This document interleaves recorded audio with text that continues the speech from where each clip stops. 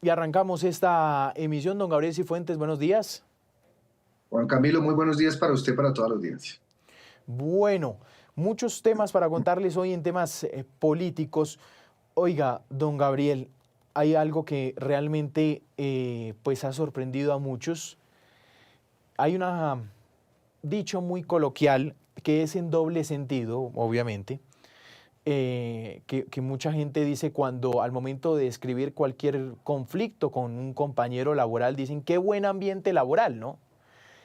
Qué buen ambiente laboral el del gobierno, don Gabriel, porque se dio a conocer, se filtró a los medios de comunicación un tremendo encontronazo que tuvieron el ministro de Justicia, Eduardo Montealegre, y el ministro del Interior, Armando Benedetti, con términos pues que son realmente preocupantes. En pleno chat grupal, ese es un chat grupal donde no está el presidente, ¿no?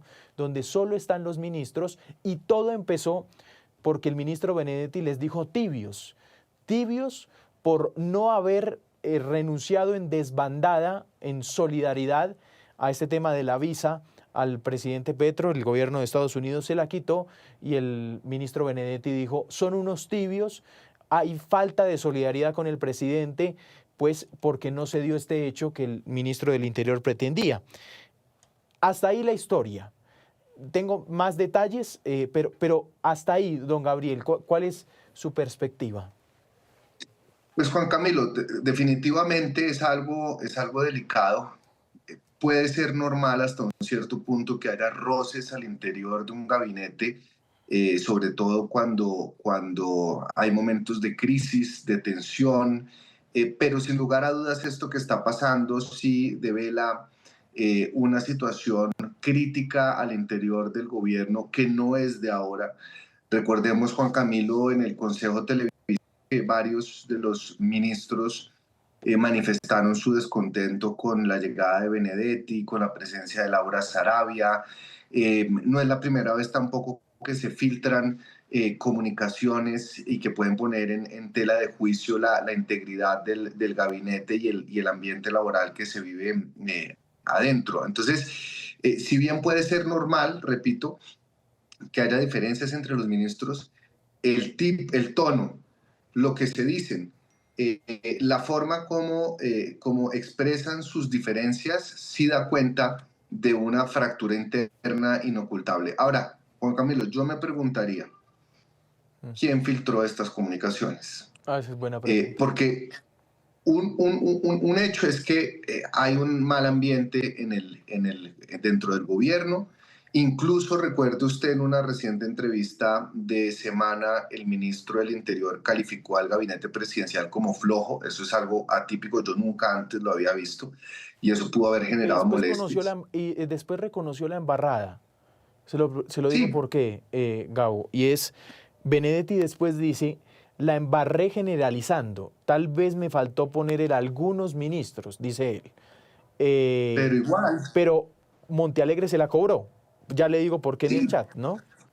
pero fíjese Juan Camilo, o sea, Benedetti es de profesión comunicador social, es muy hábil en el manejo del lenguaje, ese no tira puntadas sin dedal. Me cuesta mucho trabajo pensar que se despiporró y se le fue la lengua. Cada cosa que hace Benedetti es calculada, incluso la filtración de información.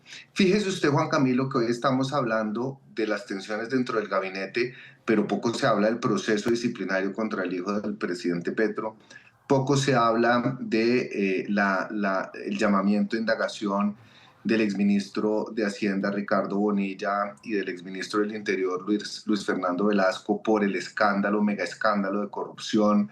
Poco se habla de los escándalos en Ecopetrol y de la decisión del Consejo Nacional Electoral de, de, de señalar que efectivamente Mm. hubo una financiación irregular de la campaña. O sea, lo que le quiero decir con esto, Juanca, es que a mí estas filtraciones me indigna su contenido, pero me generan muchas sospechas porque son filtraciones del propio gobierno. Aquí nadie que Es no decir, que le esté en ese parecen a chat pudo haber propósito, nada filtrado. de casualidad, No, no, para mí no es ¿sí? una casualidad. No es una casualidad, bajo ningún supuesto. Sí, el contenido para complementar, la primera, lo que se ha conocido a través de medios de comunicación en responder el mensaje de Benedetti fue Angie Rodríguez, con ciertas críticas también al proyecto de paz total, que un proyecto que esta discusión y esta filtración del chat pues lo pone en el limbo, porque al final para sacar este proyecto van a necesitar del trabajo de Benedetti. Y lo que dicen es, ¿contribuirá Benedetti a la causa? Es lo que se pregunta el ministro de Justicia, Eduardo Montealegre, y el gobierno, y fue lo que le dijo Angie Rodríguez en el chat. Cito palabras textuales, dice Benedetti: no le he hecho nada malo para que hable así de mí, le responde al ministro de Justicia. Déjeme quieto, y bonita forma de pedir ayuda. Dice, no leeré más este chat. Y a lo que esto es lo que la parte que se ha vuelto viral en redes sociales. Dice el ministro de Justicia, cierra esta discusión diciendo: Benedetti sigue con el mismo modus operandi, grabó una conversación privada con Laura Sarabia y la filtró a semana para crear la crisis más grande en este gobierno, tras de ladrón bufón. Estoy citando textualmente. ¡Qué peligro! Aquí el clima laboral lo está haciendo invivible Benedetti, insultando a los ministros y propiciando el caos. Y cierra diciendo, vamos a ver qué tan gallito de pelea es Benedetti cuando la Corte Suprema de Justicia lo meta muy pronto a la cárcel por corrupto. Así cerró la conversación en Pero es que semejantes términos, ¿no, Gabo? pero usted se da cuenta, Juanca, del contenido, es decir, el ministro de Justicia acusando al ministro del Interior de obstaculizar un proyecto para el presidente. El ministro de Justicia acusando al ministro del Interior de generar de manera explícita crisis dentro del gobierno. El ministro de Justicia acusando, que es lo que me parece más grave, porque no hay coherencia o porque, no sé, acusando al ministro del Interior de corrupto, diciéndole que va a terminar en la cárcel. Entonces, esto es delicadísimo.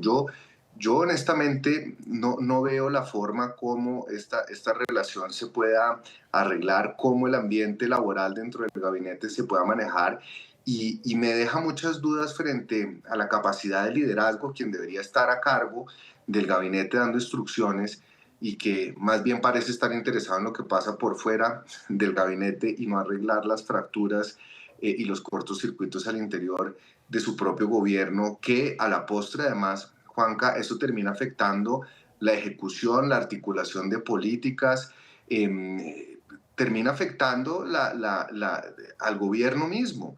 Y eso me parece que es dañino no solo para el gobierno, sino para el país. Esta clase de espectáculos bochornosos no lo deberían ahorrar, y más bien deberían estar pensando en cómo arreglar todos los problemas que tiene Colombia en este momento.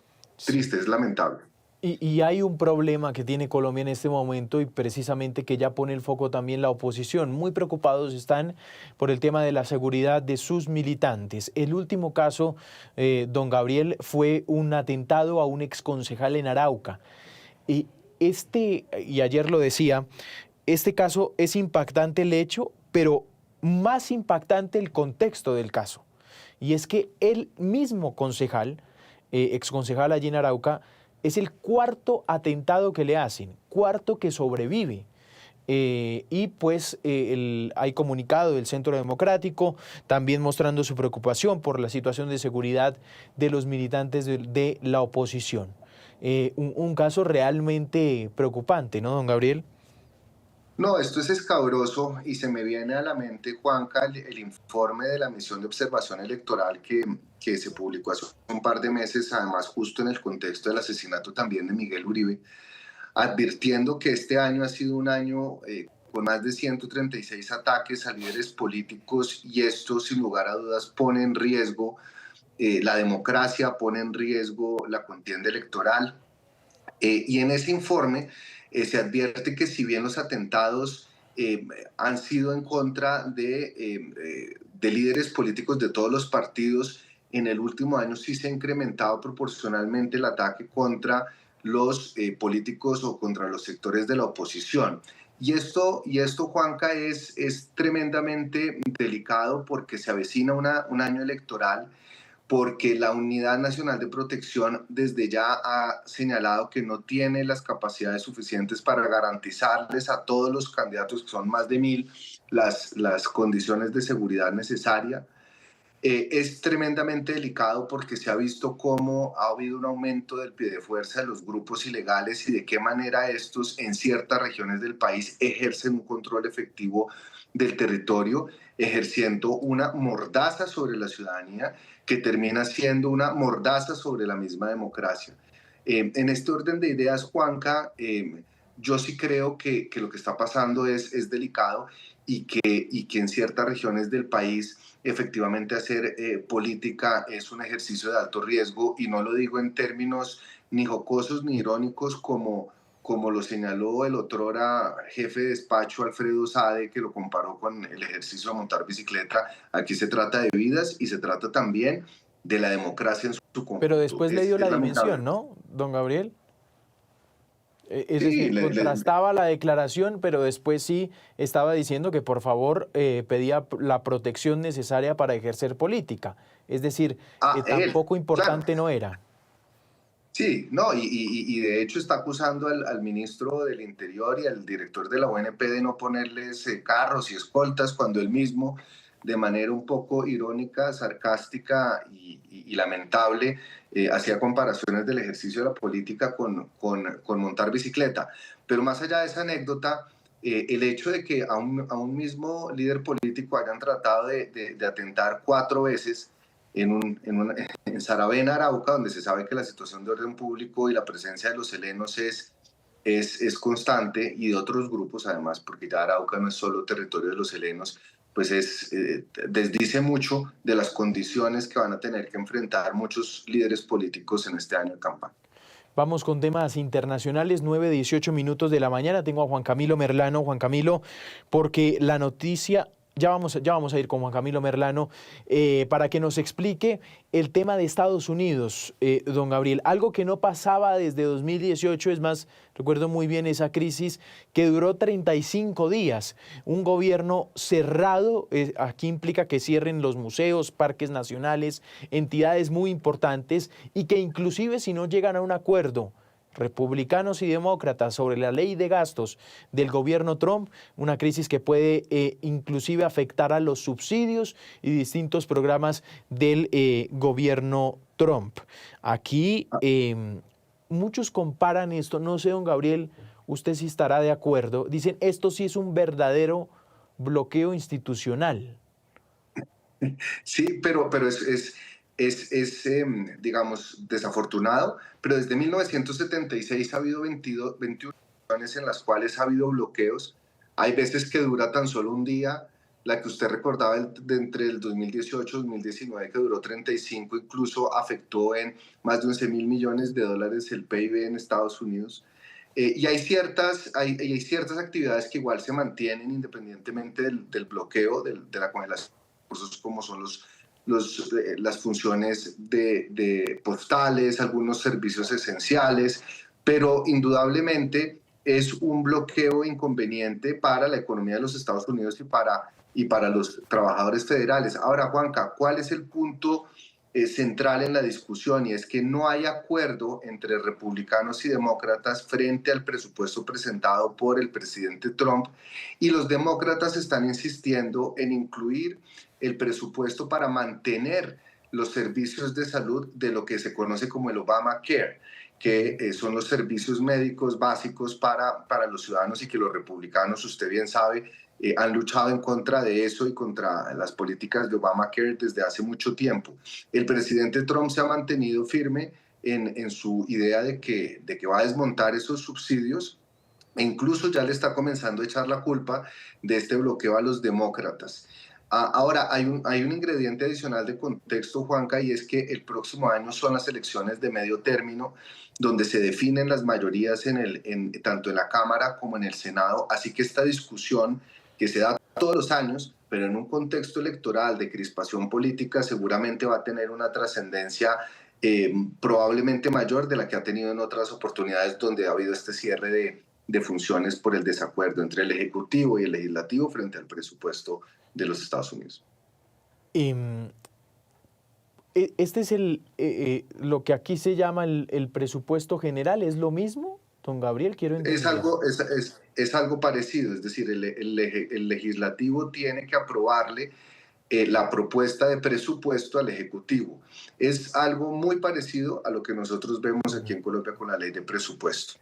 Juan Camilo, desde Washington, sobre pues esta crisis política allí en Estados Unidos. Juanca, qué es lo último y qué consecuencias ha traído este tema, la no aprobación de la ley de gastos del gobierno Trump?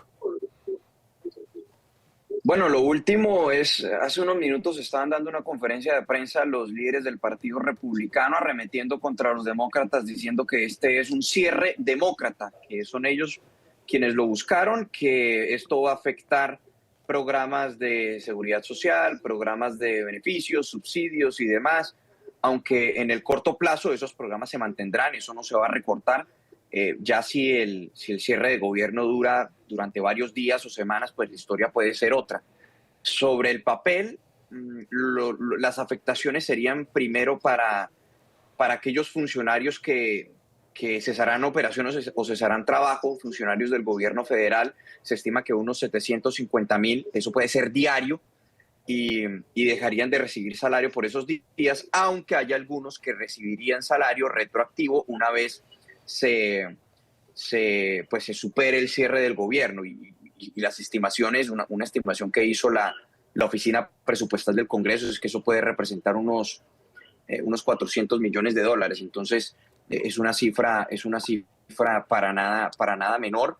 También, bueno, ya empezamos a ver, por ejemplo, a nivel de comunicaciones, tanto las cuentas de las principales agencias del gobierno federal y de las embajadas en todas partes del mundo ya dicen que van a recortar la producción de mensajes informativos, que no va a haber actualizaciones como las que hay rutinariamente. Eso fue, por ejemplo, el caso de la Embajada de Estados Unidos en Colombia, pero también la de México, la misma cuenta del Departamento de Estado, la cuenta del hemisferio, para el hemisferio occidental, la cuenta del Departamento de Defensa o Departamento de Guerra. Esas son algunas afectaciones. Otras cuestiones que todavía no se afectan, pero que se pueden afectar también si, por ejemplo, se extiende por una semana, los parques nacionales, los museos, los subsidios para madres cabeza de hogar, subsidios en la alimentación y subsidios en materia de salud, de dinero para los veteranos. Va como escalonado, ¿no? Hay un gasto que es discrecional del gobierno, que de ese pueden prescindir, pero hay otro gasto que sí es de carácter obligatorio. Por ejemplo, los intereses sobre la deuda, eso no se puede recortar. Por ejemplo, lo de los subsidios, Medicare, eso no se puede recortar.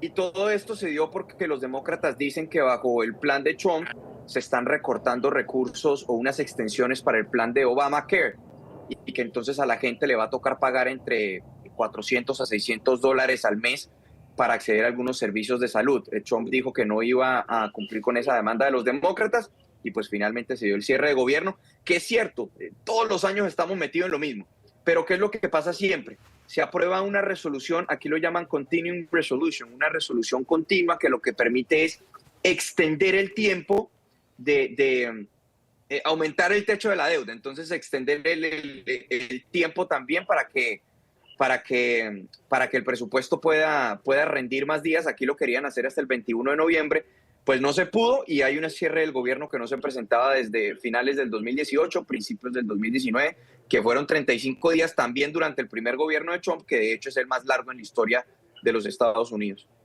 Juanca, en materia procedimental, esta ley no se puede sacar de forma unilateral, ¿cierto? O sea, el gobierno no puede firmar como aquí pasa, por ejemplo, con el presupuesto.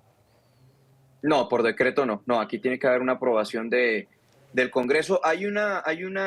De hecho, es curioso, el procedimiento legislativo en Estados Unidos tiene cosas particulares porque para algunas leyes se necesita una mayoría de 60 votos que ni siquiera es para aprobar la ley, es para pasar por encima de lo que se llama filibuster, el filibusterismo, y que básicamente es lo que nosotros en Colombia conocemos como suficiente ilustración.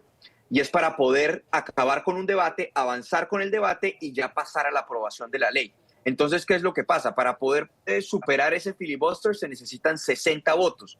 Los republicanos tienen 53 curules y uno de los republicanos, que es Rand Paul, votó en contra de extender el presupuesto hasta noviembre 21. Entonces ellos necesitaban 8 votos del Partido Demócrata, nada más consiguieron 2. La votación final fue 55-45. Necesitan por lo menos otros 5 demócratas que se sumen a ellos. Entonces, es bastante, esto siempre se presenta por esa necesidad de los 60 votos, pero de nuevo, normalmente siempre se llega a un acuerdo para extender la fecha límite y posteriormente se termina aprobando el presupuesto del año pasado y eso es lo que ocurre. Que por eso, por ejemplo, cuando no hay acuerdo sobre el presupuesto, al aprobar esa Continuing Resolution, lo que se hace es que se toma como referencia el presupuesto del año anterior, que eso es lo que sí tenemos en Colombia, solo que a partir de decretazo del presidente.